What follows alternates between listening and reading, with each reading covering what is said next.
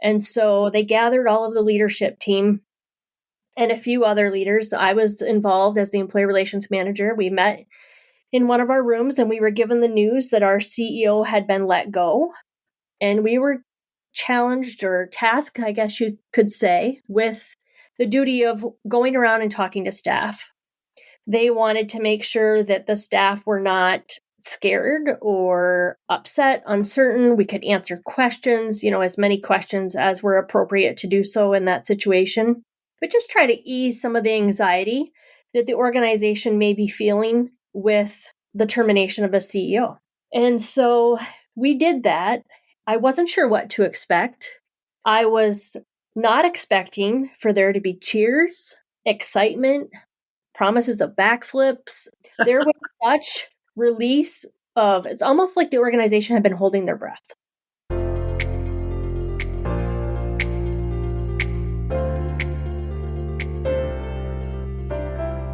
Welcome to Culture Change RX, the podcast for healthcare professionals that are committed to creating a thriving workplace culture, improving the experiences of employees and patients, and ultimately unlocking their organization's next level of potential. I'm Sue Tetzloff, your host and co-founder of Capstone Leadership Solutions. Join me and my insightful guests each week as we share actionable insights for navigating the crucial people side of the business of healthcare. Subscribe now for a weekly dose of Culture Change RX. Now let's dive into this week's conversation where culture change takes center stage. Welcome, Julie Coneset, to the Culture Change RX podcast. I'm going to let Julie tell a bit about herself and a little bit about her career, but just to tee this up, girl, I have known you for decades. It hasn't just been years, it's been decades. We've worked together, not just through Capstone, because you're serving as one of our coaches, but before that in our healthcare leadership careers. So welcome to the show. Please start by introducing yourself.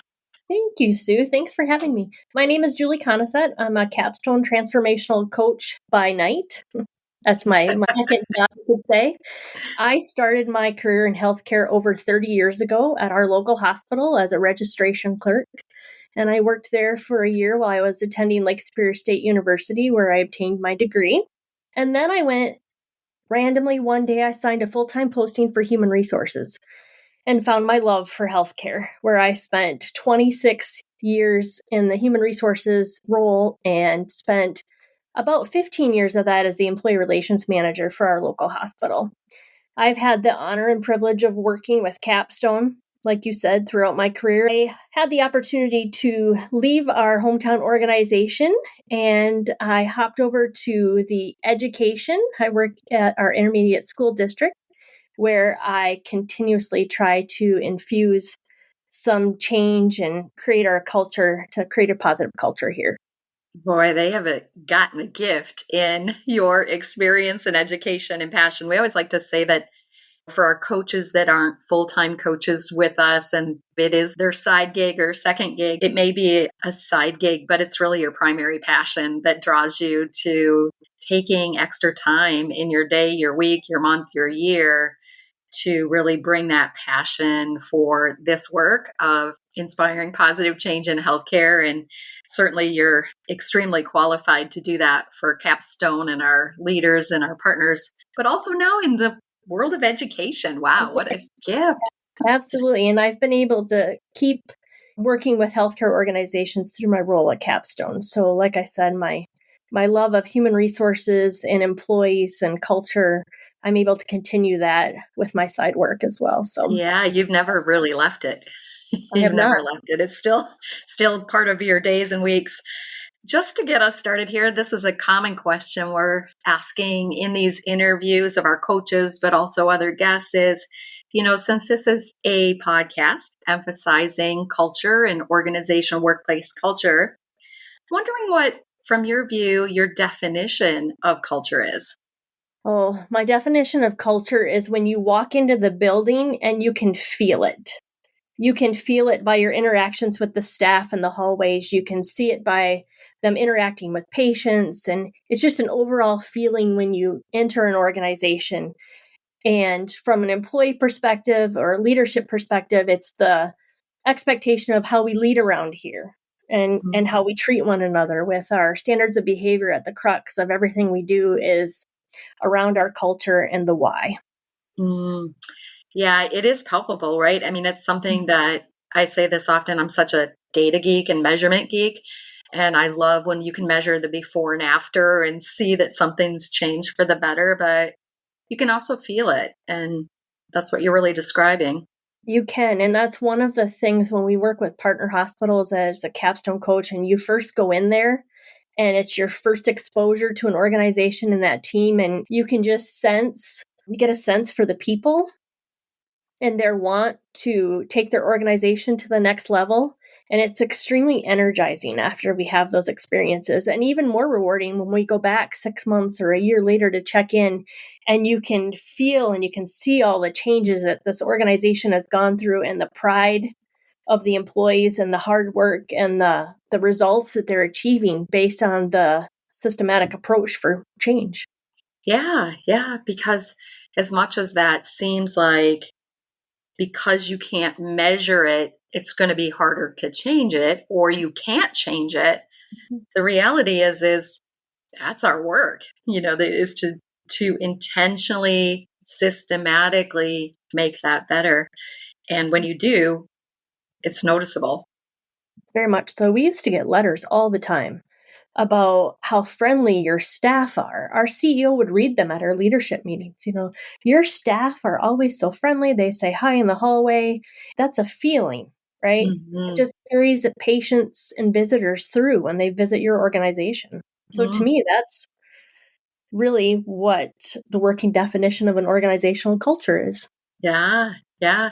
And you're right. So many different people get to experience it. So it's not just the workplace culture for the employees and the volunteers and the leaders and the doctors and providers in the workplace, but the patients and the family members and the applicants coming to HR and walking through the hallways to get an application or to come for an interview, or doctors on recruitment visits. They're all going to feel that and take away an impression. Absolutely. Noticeable. So, how about an example in your career that you would deem as cultural transformation? And maybe what are some of those highlights of the before and after, and maybe a bit about the process of getting there? Whatever you want to enlighten us with. Okay, absolutely. The example or the story that comes to mind is years ago, we worked under a CEO that was more of a dictatorship, and it was not a good time in our organization. There was a lot of fear, a lot of uncertainty. And there comes a certain amount of that with healthcare to begin with, but every day you weren't sure what orders were going to come down from, to quote some of the staff, the Eiffel Tower. There was not a good working relationship with the CEO and the rest of the administrative team, although they tried to display a united front. And the day came when our organization decided that it was time for that CEO to go because he was not leading our organization in a positive way. And so they gathered all of the leadership team and a few other leaders. I was involved as the employee relations manager. We met in one of our rooms and we were given the news that our CEO had been let go. And we were challenged or tasked, I guess you could say, with the duty of going around and talking to staff. They wanted to make sure that the staff were not scared or upset, uncertain. We could answer questions, as many questions as were appropriate to do so in that situation, but just try to ease some of the anxiety that the organization may be feeling with the termination of a CEO. And so we did that. I wasn't sure what to expect. I was not expecting for there to be cheers, excitement, promises of backflips. There was such release of, it's almost like the organization had been holding their breath. And it was like, okay, tomorrow is a new day, and we all get to take this step forward together. And so the leadership team that was left with the challenge of picking things up and moving forward, because we could only go up from where we were at. And our administrative team decided that it was time to take our organization to the next level. through a transformational journey. And so I had the opportunity to be a part of that from the ground up, and it was not easy, but it was so, so valuable. In the middle of that, we were recruiting for a new CEO, and we had kind of started the wheels in motion of, okay, we feel like we need it to transform our culture. We need to move forward. We really hope this new guy is on board with that. Mm-hmm. And we were so very blessed because Mm-hmm. he absolutely was. And he was the complete opposite of our previous CEO. He had an open door policy. He knew everyone's name. He listened to what the organization needed. And he didn't come in and say, well, this is how it's going to be. He listened to what his senior leadership team felt the organization needed, and he relied on their experience. And so there was just this general, oh, everything's going to be okay. And then the real work started. It was work. Actually, Absolutely. It was so rewarding. And so we started piece by piece, brick by brick, rebuilding our organization and our culture. mm-hmm. And it's not something that happens overnight. We had our leadership training every quarter. We gave our leadership team the training that they needed to be able to support the change and to lead it in their departments. And then we ended with having phenomenal patient satisfaction scores, employee satisfaction, and really, the organization to what it is today. Yeah. Yeah. And it's really an example too, because, I can picture the place, it's right here in my town. I can picture that place and how different it definitely is in appearance, the size of the building, the new buildings, the parking deck, the medical office building, the cross, I can picture the growth that also happens. So, there's some visual signs that it's definitely different than it was before. And it really fits that formula that we bring out to our partner organizations. When you can strengthen people, service, and quality, then you can leverage that for growth and financial improvements. And that really has played out in your career in that organization. You were there during that whole execution of that formula and could see the benefit of it for sure. The execution and then the maintaining. Yes. Constantly striving. And one of the things, and I know that we talk to a lot of our partners about this too, is you're going to hit a wall. And it's persevering and pushing through that to keep going. In the very beginning, when our organization was at its lowest, obviously we had the most improvements and fast, Mm-hmm. really. Yeah. Because we had so many things we could improve on. Yeah. And once you get to a point, it gets a little bit harder. It's kind of like weight loss. When you decide to lose weight, sometimes you lose quite a bit in the beginning and then you almost maintain, or you Mm-hmm. plateau. Mm-hmm. So it's the persevering and everybody, keeping your goal in mind and what you want to achieve and the why you're doing it. You're doing this so that this healthcare facility could be a place that my parents and my grandparents, my family could come for years to come. I had the blessing of essentially I grew up in that organization. Yeah. I mentioned when I first started, I was going to college, so I was young. Yeah. I got married while I worked there. I had my children while I worked there. So I grew up and through that transformational journey, and I'm really proud of what that organization did for me and my career. Yeah, and you contributed so much as well in your seat there, Julie. And that's a model we use in our partner organizations. But you've had the experience of actually leading those employee-driven teams, two different ones, if I'm remembering correctly, for sure. The employee experience team, which was called We Matter Here, and then the employee training teams. You want to talk about just a little bit more about employee engagement and how crucial that is and how these teams are a way to formally engage employees and provide a place for that. Well, absolutely. Your people are your strongest asset. And what I found in those employee driven teams, these are the people who see all of the opportunities for improvement. They see system issues or process issues. They see breakdown in communication. They see it all. And your ultimate goal is to create a culture in which they feel comfortable where they can bring these things to your attention. Right. So, in the power in having people focus on these different teams and these different initiatives, one of my biggest recommendations is that these are filled with the positive people, the people who are there for the right reasons. And I remember, so you probably remember this, years ago, I was tapped on the shoulder because our We Matter Here team was phenomenal. We had our maintenance guy who had been there for 40 years was on our team. We had representatives from each department. And there was a individual in one of our departments who had a really bad attitude.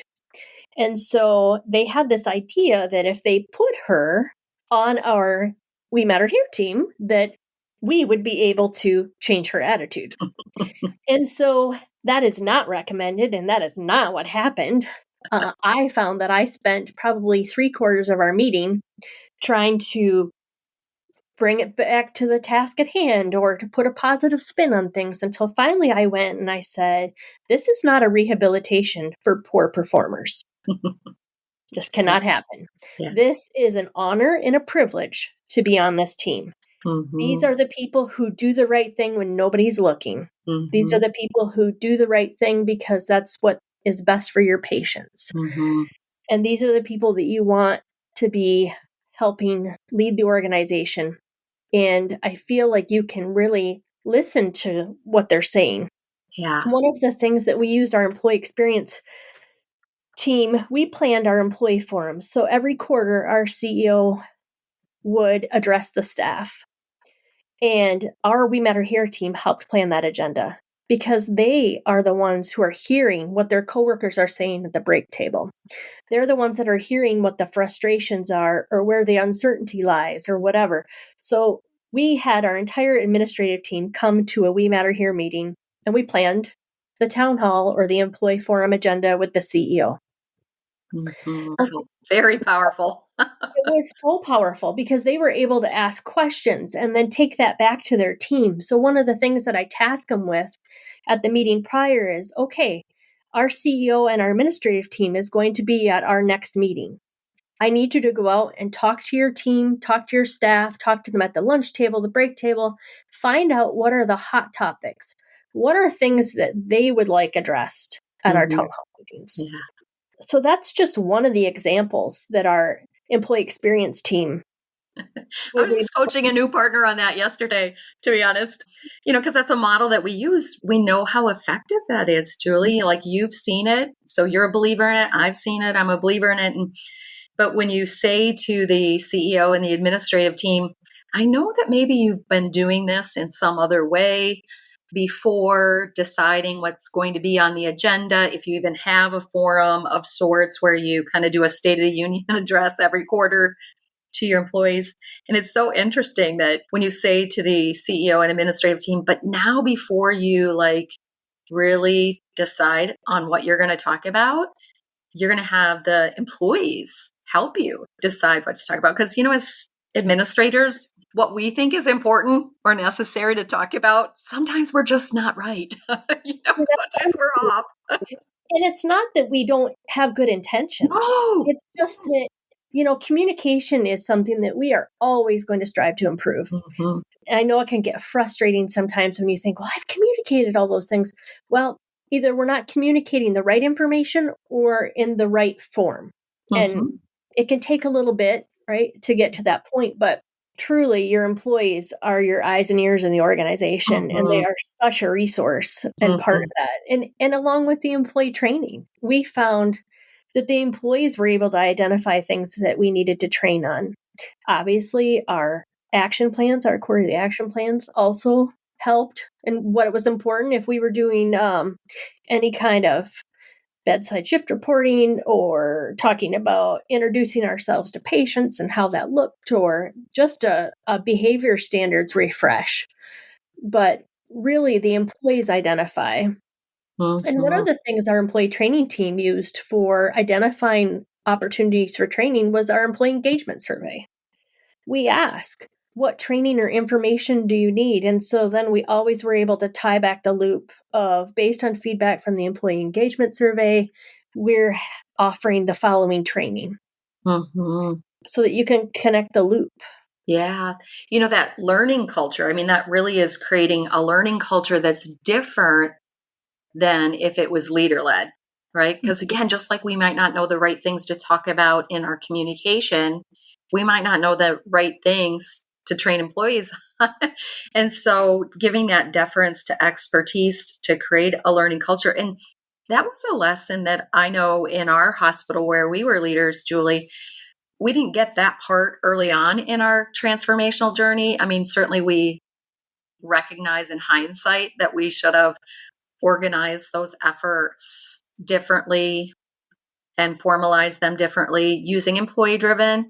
But that was about 3 or 4 years in where we were like, wow, each of the individual employee teams are competing with our audience of employees to train them, and it's getting chaotic and disjointed. And so, boy, when you stood up that employee training team, what were they called? I can't even remember now. Oh, the EDI task force. Yeah, the EDI task force, Employee EDI Development Institute. Yeah, task force. Yeah. And once that started, it really shifted into that whole approach, do it with them, not to them. Right. That mantra that we really had in all the other teams now Well, applied to employee training. Yeah. You never really run out of things to develop your people on, even when you're very good. In fact, to your point earlier, when you are already very, very good, it's actually harder to get that incremental increase. And what you're training people on is different than what you trained them on 2 years ago, 3 years, 4. It might be the same topic, but it's that next level or next iteration that takes it up a notch. That's what I was just going to say. You might have trained staff on something, but you might need to do a refresh. We talk about this and having to circle back, and it's not a bad thing because not everybody jumps in on the first try. I mean, you think of fashion and things like that. I'm not somebody who's going to see, oh, look what they're wearing on the runways. Now I want to get a pair of those jeans. I'm not going to be an early adopter like that. And that's okay because that's just human nature for them to sit back and say, I just want to watch this for a little bit. Not that they're not a great employee. They're just being more thoughtful in the process. You spoke, Sue, about how we never ran out of things to train about. And I think it's important for people to realize that there's an opportunity for improvement with new people. So in our organization, we have essentially it's an EKIP team, so it's like a quality improvement team. And at one point, we have some turnover, but they didn't want to add anybody new because they wouldn't know what was going on. So much movement had been made forward, and they didn't want to have to go back. But yet, the sustainability of that, you need to add new people, right? Yeah. Yeah. So, as an organization, how are you going to train your new leaders? We had over 50, 60 leadership development institutes. How do you train the new leader to get them caught up to that, right? You have to have something in your organization for those people. And you have to make sure your new hire orientation includes a little bit about your culture and where you're at so that you meet people where they're at, right? The new people are extremely engaged, probably more engaged than they're ever going to be. That is so true. They're in learning mode, right? Oh, they are. And they are, it's the honeymoon phase. Like they are engaged. And so that's why your onboarding is so, so important. And making sure that you set people up for success and make sure that they understand what it means to work. When you go back to that first question you said about working definition of an organizational culture, and I said it's that feeling you get when you come into the building. How are you making sure that the new leaders and the new employees have all the tools that they need to be successful in maintaining that feeling when you come into an organization? Yeah. Yeah. It's so true. It is so true. And everybody says they have a new employee orientation or a new leader orientation. Well, actually, less people say they have a new leader orientation than they say they have a new employee orientation, to be honest, because we track that, in the organizations we work with, especially when we first start working with them. But that's a missed opportunity if you don't have that nailed, because they are just your most likely people to adopt. somebody that's been there as a leader for 30 years or an employee for 30 years, and you're introducing these new ways to lead or to be safer in your work, etc., it's a little bit harder for them to raise their hand and say, yeah, I'm going to change the way I've been doing it for 30 years versus somebody coming in saying, I got to learn the new way that they do it here because that's just part of what I chose to do. Well, I was thinking too, Julie, over, all of that time when you were working at the hospital, most of that time as a human resources professional is, certainly you saw that tremendous positive improvement, but there were times of crisis, big and small. There were times of truly significant growth and change, no doubt.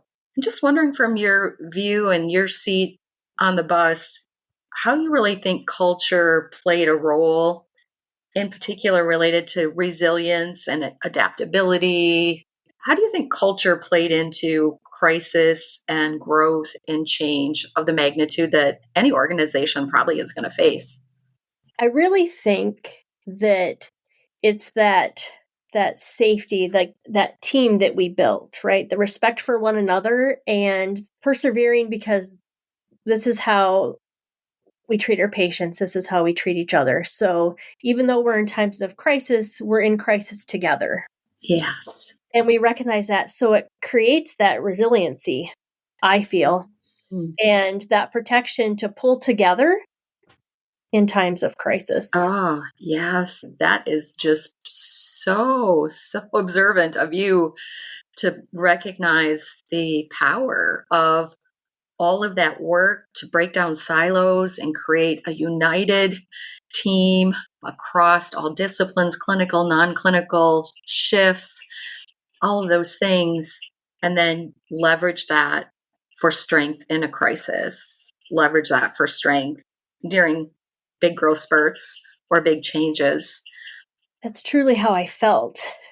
That's a reason enough to work to break down silos in your culture, to elevate collaboration and teamwork in your culture. Right there is just as a resilience maneuver. Yeah. And, I think COVID is a great example Yeah. of that. When we were tapped on our shoulders to do things that were outside of our normal scope. I didn't care for patients. I wasn't a caregiver, but I cared for the employees so that they could give great care. Yeah. I made the goal of creating a culture in which they love to come to work so that they can continue to give great care. That was my passion. I took care of the employees so they could take care of patients. Yeah. But, in times of COVID, I was at the door screening patients, asking questions like a triage. And it's because we needed all hands on deck, and so that culture and that resiliency of pulling together in a very frightening, uncertain time. That's an example of when that served our organization well. Yeah. Well, we always end, Julie, these episodes, these interviews with our guests by asking kind of a question like we would ask at the end of a rounding question if we were rounding with employees or providers or whatever, or we kind of ask a catch-all question.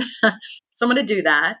For those healthcare leaders and influencers that are listening to our podcast, is there one specific piece of advice you'd like to give them to positively change their organization's culture?